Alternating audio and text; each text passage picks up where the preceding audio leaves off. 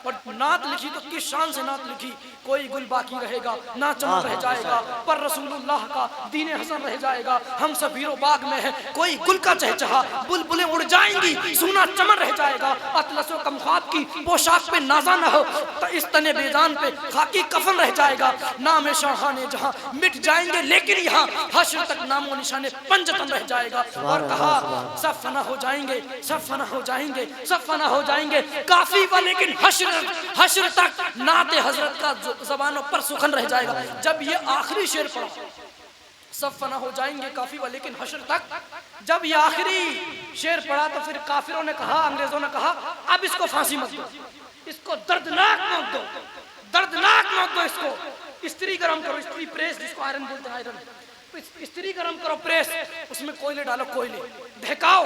और जब वो लाल हो गई, काफी को लिटाया गया और उनके जिस्म पर स्त्री चलाने लगे। लेकिन फिर भी काफी कह रहे हैं सब फना हो जाएंगे काफी व लेकिन हश्र तक, सब फना हो जाएंगे काफी व लेकिन हश्र तक, नाते हजरत का जुबानों पर सुखन रह जाएगा। इधर स्त्री चल रही थी, इधर आलम बेदारी में हुजूर का दीदार हो रहा था और कह रहे थे या रसूल अल्लाह मैंने बहुत देरी कर दी स्त्री चलवाने में, अगर मुझको मालूम होता स्त्री चलवाने से आपका दीदार होता है तो काफी ये काम बहुत पहले कर चुका होता।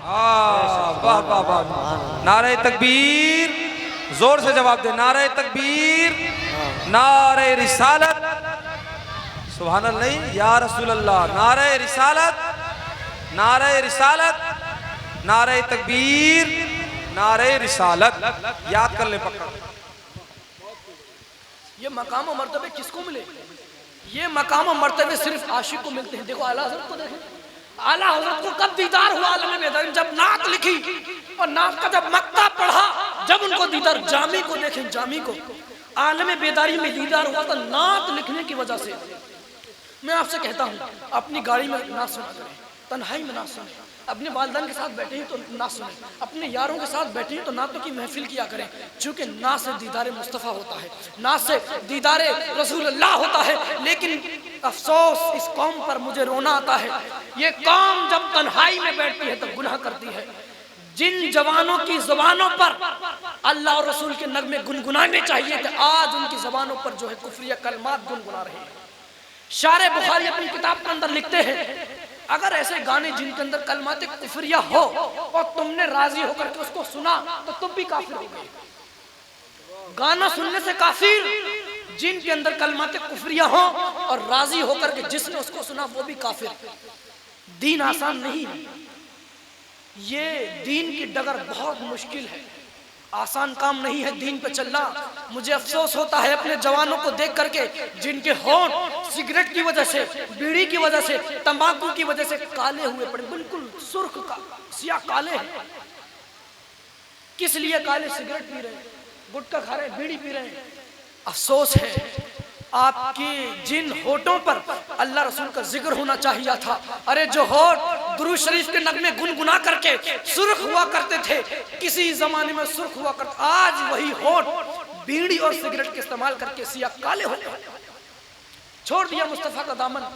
आज यही वजह है कि मोदी, योगी, ये वो सब तुम्हारे पीछे पड़े हुए हैं। वल्लाह किसी हुक्मरान के अंदर ताकत ही नहीं है कि वह सच्चे मुसलमान की आंखों में आंखें डाल के बातें भी कर सके। आप इसलिए नहीं सताए जा रहे हो कि आप मुसलमान हो, नहीं, आप इसलिए सताए जा रहे हो कि आप सच्चे मुसलमान नहीं हो, आप कामिल मुसलमान नहीं हो। कामिल मोमिन बनिए, कामिल मोमिन। जिस दिन आप कामिल मोमिन बन गए, कोई भी बंदा आपकी आंखों में आंखें डालकर बातें भी नहीं कर सकता। आप देखिए फिलिस्तीन, देखिए फिलिस्तीन, कितनी बेदर्दी से हमारा फिलिस्तीन चला, हमारे बच्चे भूखे रहे फिलिस्तीन में, हमारी बच्चियों के साथ में क्या क्या ना वहां पर हुआ, मकान ढा दिए गए, क़यामत वपा हो गई वहां पर। लेकिन न अरब आया, न तुर्की आया, न यमन आया, न इराक आया, कोई उसकी हिमायत में खड़े होने के लिए नहीं आया। ये अरब के लिए तो वो फराज का लिखा हुआ शेर याद आता है, पढ़ता हूँ तो कहती है खालिक की किताब, ये मिसले यहूदी, ये सऊदी भी अजाब, और उस कौम के बारे में क्या लिखूं फराज, काबे की कमाई से जो पीते हैं शराब, ये अरब तो काबे की कमाई से जो है शराब पीने में बिजी हो गई। कोई भी फिलिस्तीन की हिमायत में खड़े होने के लिए तैयार नहीं हुआ। मैं आपसे भी कहना चाहता हूँ कि कल जब पाकिस्तान के लोग तुम्हारे ऊपर बमबारी करेंगे, जब तुर्की के लोग या अमेरिका के लोग तुम्हारे ऊपर मिसाइलें छोड़ेंगे, तो तुम ये न सोचना कि यमन तुम्हारी हिमायत में खड़ा होगा, तुम ये न सोचना कि अरब के लोग तुम्हारी हिमायत में खड़े होंगे। अरे जो मर्दूद बैतुल मुकद्दस की हिमायत में खड़े नहीं हो सकते, वो तुम्हारी क्या खाक नहीं कर सकते तुम्हारी हिमायत। तुमको अपनी क़यादत खुद मजबूत करनी है, खुद मजबूत करनी है। सच्चे मुसलमान बनिए। वो मुसलमान थे अल्लामा फजल हक खैराबादी। वाह वाह वाह, कितना अजीम नाम है। जंग आजादी के हीरो हैं, अपने वक्त के बहुत बड़े आलिम हैं, बहुत बड़े मुहद्दिस हैं, मुसन्निफ हैं, और एक मस्जिद के इमाम भी थे। क्या दौर था। कोर्ट में बैठकर फैसले सुना रहे हैं, लेकिन नमाज का वक्त हो गया, अदालत बंद करिए और जा नमाज में खड़े होकर के इमामत कर रहे हैं। ये जवान थे हमारे। क्या वो दौर नहीं आ सकता? क्या सलाहुद्दीन अय्यूबी इस कौम के अंदर पैदा नहीं हो सकते? क्या अल्लामा फजल खैराबादी अब इस कौम के अंदर नहीं आ सकते? क्या तारिक बिन जियाद जैसे नौजवान इस कौम के अंदर क्यों नहीं आ रहे हैं? इसकी वजह यह है कि इस कौम ने मुस्तफा का दामन छोड़ दिया है और यहूदियों का दामन पकड़ लिया है। सिर्फ यही वजह है। आप यहूदियों का दामन छोड़े, उससे कुछ नहीं होने वाला। न दुनियावी प्रॉब्लम दूर होगी, न उखरवी प्रॉब्लम उससे दूर होगी। प्रॉब्लम दिन ब दिन बढ़ रही है। तो मैं अपने जवानों से ये कहना चाहता हूँ और आपको ये आखिरी पैगाम में देना चाहता हूँ कि अब इस वक्त में फिलिस्तीन का मंजर हमारी आंखों से गुजर चुका है। हमने देखा कि किस तरीके से उन लोगों ने फिलिस्तीन पर इजराइल वालों ने जुल्म किया, जुल्म और तशद्दुद की आंधियों को ढाया, लेकिन कोई भी मुमालिक उनके सपोर्ट में बोलने के लिए तैयार नहीं हुआ। वल्लाह ये हाल अगर हमारा ना होता, अगर हम जो है अपने गुनाहों से तौबा कर लेते, तो ये दिन हमको देखने के लिए नहीं मिलते। कभी कश्मीर से उठता हुआ धुआं हमको दावत फिक्र देता है, कभी बर्मा से उठता हुआ धुआं हमको दावत फिक्र देता है, कभी जो फिलिस्तीन से उठता हुआ धुआं हमको दावत फिक्र देता है। और हमारी बच्चियां, हमारी बहनें, हमारी बेटियां मुर्तद हो रही हैं, गैर मुसलमानों के साथ तो अपने रिश्ते मजबूत कर रही हैं, आरएसएस के लोगों के साथ अपने रिश्ते मजबूत कर रही हैं, उनके हाथ में हाथ देकर के भाग रही हैं। कभी जो है कोई किसी होटल में पकड़ी जाती है, तो कभी कहीं किसी की लाश मिलती है।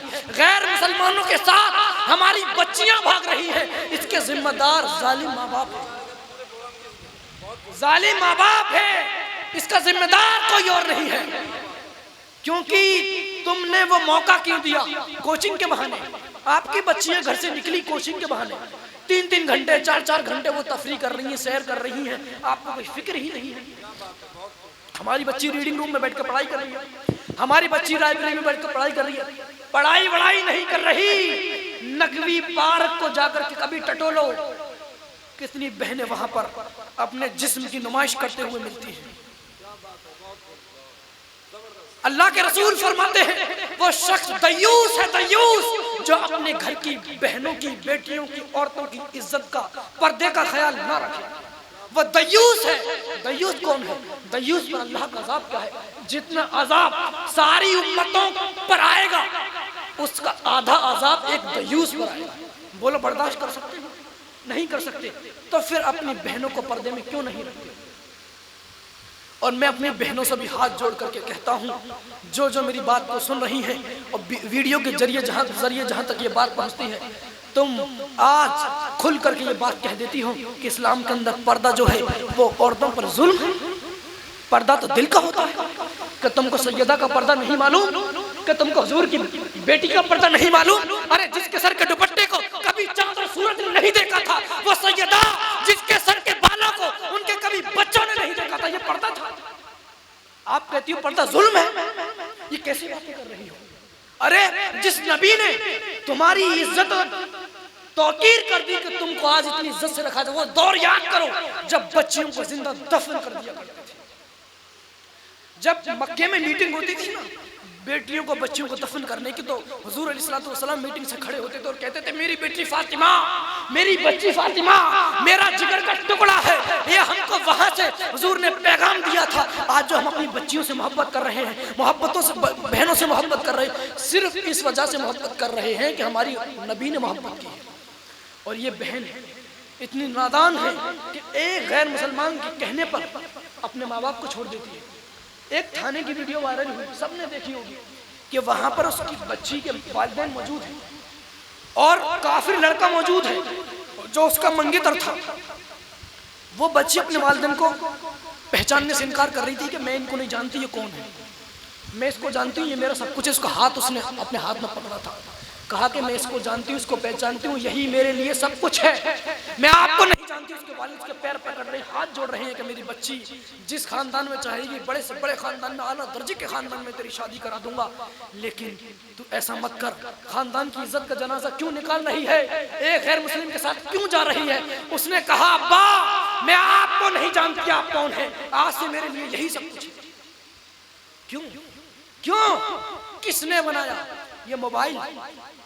ये मोबाइल आज इसने हमारी बहनों को इज्जत बेचने तक पहुंचा दिया, मजबूर कर दिया। ये मोबाइल है ऐसा। कभी चेक करो ना, कभी बैठो, हफ्ते में बैठो, इंस्टाग्राम निकाल के बैठो और स्नैपचैट निकाल के बैठो, ट्विटर निकाल के बैठो, व्हाट्सएप निकाल के बैठो, मैसेंजर निकाल के बैठो, किससे गुफ्तगू कर रही है, किससे बातें कर रही है? नंबर सेव है सिस्टर के नाम से, नंबर सेव है लड़की के नाम से, मैम के नाम से, लेकिन असल में है वो लड़का, है ना। बच्ची माँ के पास में बराबर में सो रही है, लेकिन पूरी रात वो लड़के से बात कर रही है, माँ को खबर ही नहीं है। हमने ध्यान देना छोड़ दिया तो हाथों से बच्चियां निकल रही हैं। हमने ध्यान देना छोड़ दिया। क्या वो खवातीन थी हजरत राबिया बसरी, अल्लाह को इतना राजी किया, इतना मनाया कि जब कब्र में गई तो वहां पर औलिया भी मौजूद थे। कश्फ से मुराकबा किया कि ये राबिया अल्लाह से बहुत डरती थी, बहुत इबादत करती थी, चलो इसके जनाजे में चल के इसकी कब्र का हाल देखते हैं कि अल्लाह से राजी है या नहीं है। ये तो अल्लाह से इतना डरती थी, इतनी इबादत करती थी, इतना पर्दा करती थी। औलिया जो होते हैं वो कब्र का हाल जान लेते हैं, है ना, जान लेते हैं। औलिया कब्र का हाल जान लेते हैं। कब्र के सराहने बैठे और कश्फ से मुराकबा किया, देखा कि राबिया के कब्र में फरिश्ते आए हैं, नकीरैन आई हैं और पूछा मर रब्बू का, तेरा रब कौन है? कहना था रब्बी अल्लाह, मेरा रब अल्लाह है, लेकिन राबिया ने नहीं कहा मेरा रब अल्लाह है। राबिया से पूछा तेरा रब कौन है? कहा मुझसे मत पूछ मेरा रब कौन है, रब से पूछ ले राबिया कौन है। ये क्या है? रब से पूछ राबिया कौन है। ये औलिया अल्लाह हंस पड़े और कहने लगे कि जो अल्लाह को मना लेता है कब्र के अंदर भी इसी तरीके से गुफ्तगू किया। वाह वाह वाह वाह, सुभान अल्लाह सुभान अल्लाह। ये खवातीन इस्लाम थी, इस तरीके से उन्होंने अल्लाह को मनाया, राजी किया। हमारी बहनें आज नुमाइश के मौके पर, शादी के मौके पर, अच्छा शादियों के ताल्लुक से एक खास खबर मैं आपको बता दूं। शादियों के ताल्लुक से खबर मैं आपको बता दूं कि जितनी शादियां हमारे घर में या मोहल्ले पड़ोस में रिश्तेदारी में हो रही है, उसके अंदर शादी में सबसे बड़ी अगर कोई चीज हो रही है, सबसे बड़ा कोई काम हो रहा है तो क्या हो रहा है आपको मालूम है? आप कहोगे कोई मिलना मिलाना होता है, एक दूसरे से लोग गले मिलते हैं, रिश्तेदार आकर एक जमा होते हैं, एक जगह आकर के दावत साथ में होती है, खाना साथ में होता है। लेकिन नहीं, आप इस बात को गांठ बांध लेना, ठोक बांध लेना, आपकी शादी में अगर सबसे ज्यादा कुछ हो रहा है तो बदनजरी हो रही है। बदनजरी, क्या बात, ऐसी कोई शादी नहीं जिसके अंदर बदनजरी ना हो रही है। यहाँ से हमारी बहन दूसरी जगह गई, अब वो वहां पर नया बॉयफ्रेंड तलाशती है। वहां से तीसरी जगह गई तो वो वहां से तीसरा नया बॉयफ्रेंड तलाशती है। आखिर ये क्या चल रहा है? आखिर हमने अपनी घर की शादियों को भी गुनाहों का डबल बना। यही वजह है कि शादी में आज बरकत नहीं है। शादी के 3-4 महीने तलाक पर नौबत आ जाती है। इसी वजह से आज मेरे जवान पीछे बैठ कर हंस रहे हैं गर्लफ्रेंड बॉयफ्रेंड का नाम आने पर। लेकिन याद रखना, जब तुम कब्र में जाओगे, अगर मुनकर नकीर ने एक बार भी ये कह दिया गर्लफ्रेंड, जमीन निकल जाएगी पैरों के नीचे से। अगर ये कह दिया बॉयफ्रेंड, ये कह दिया ओयो होटल, जमीन निकल जाएगी पैरों के नीचे से कि वल्लाह हम तो भूल गए थे दुनिया के अंदर हम क्या करते रहे। हंसने की बात नहीं है। अगर तुम ये जान लो कि मौत के वक्त कितनी तकलीफ होती है, सुन भी लो ना, मुस्कुराहट चली जाएगी। एक मर्तबा सहाबा को देखा, हुजूर ने मुस्कुराने सवारी पर बैठे मुस्कुराने, कहा सहाबा, मेरे सहाबा तुम मुस्कुरा रहे हो, क्या तुमको जन्नत का परवाना मिल गया? क्या तुम जन्नती हो गए? तुमको टिकट मिल गया? क्यों मुस्कुरा रहे हो? उनकी फौरन खामोश हो गए, चेहरे पर मायूसी छा गई। बिला वजह मुस्कुराना भी नहीं चाहिए, बिला वजह मुस्कुराना भी नहीं चाहिए। आपको ये पैगाम देना है, हमारी खानका बरकातिया महाराज शरीफ का ये पैगाम है कि आधी रोटी खाएंगे, बच्चों को पढ़ाएंगे। और हुजूर सैयदी सरकार हुजूर अमान मिल्लत ने इतना जुमला और ऐड किया है कि पहले फ़र्ज़ उलूम सिखाएंगे। तो इस जुमले पर भी हमको तवज्जो देनी है, क्योंकि जब हम अपने बच्चों को दीन पढ़ाएंगे, दुनियावी उलूम के साथ साथ जब दीनी उलूम उनको सिखाया जाएगा, तब जा करके हमारे बच्चे और हमारी बच्चियां, हमारी बहनें गुनाहों से बच सकते हैं। बाकी और कोई तरीका नहीं है। और देखो, जो भी करना है मजबूती के साथ करिए। आज दिल्ली की वीडियो हमने देखी कि हमारे एक नमाजी पर पुलिस वाले ने लात मारी थी और उसको बेइज्जत किया था। सारी दुनिया के अंदर वो वीडियो वायरल हुई थी। हम कहना चाहते हैं, आप इतना मौका क्यों देते हो कि कोई काफिर, कोई पुलिस वाला, कोई यहूदी, कोई भी गद्दार, कोई भी मजदूर का गुस्ताख तुम्हारे ऊपर लात उछाले, चांटा उछाले, तुम मौका क्यों देते हो? कुछ भी करो, मजबूती के साथ करो। मेरे मुर्शिद हुजूर अमीन मिल्लत ने मुझसे ये जुमला फरमाया था कि मेरे बच्चे, मेरे बेटे, जो भी काम करो मजबूती के साथ करो, खुल के करो। क्योंकि जिस काम में मजबूती होगी उसको खुल के करने में मजा आएगा। क्या बात। लेकिन मजबूती होनी चाहिए। मजबूती से जो भी काम, क्या जरूरत है यार रोड पे नमाज पढ़ने की? मस्जिद में मौजूद है, दोबारा जमात कीजिए, तीसरी बार जमात कीजिए। जब इस्लाम के अंदर जायज़ है, सब कुछ करो ना, रोड पे नमाज पढ़ने की जरूरत क्या है? क्या जरूरत है बिला वजह? तो वो कोई भी काम हमको ऐसा नहीं करना चाहिए जिससे मुसलमानों की इज्जत पर कोई भी आंच आए, है ना? कोई भी इज्जत पर आंच आए। कुतुबुद्दीन को एक मर्तबा ख्वाजा गरीब नवाज ने देखा कि वो जो है फटे हुए कपड़े पहन करके आपकी बारगाह में हाजिर हो गए थे। तो ख्वाजा साहब ने फरमाया, कुतुबुद्दीन ये फटे हुए कपड़े क्यों पहने हैं? कहा फकीरी है। कहा फकीरी है। कहा कि कुतुबुद्दीन फकीरी भी ऐसी करना कि बादशाहत नजर आए। फकीरी भी ऐसी करना कि बादशाहत नजर आए। अरे हमारा गौस जो सारे वलियों की गर्दनों पर अपना पैर रखता है, अपने वक्त में इतना महंगा लिबास पहना करते थे कि वक्त का बादशाह भी उतना महंगा लिबास नहीं पहनता था। और सिर्फ एक दिन पहनते थे, दूसरे दिन किसी गरीब को दे दिया। क्या तो इस्लाम के अंदर हिकारत नहीं है। कोई आपको देखकर ये ना कहे ये तो बहुत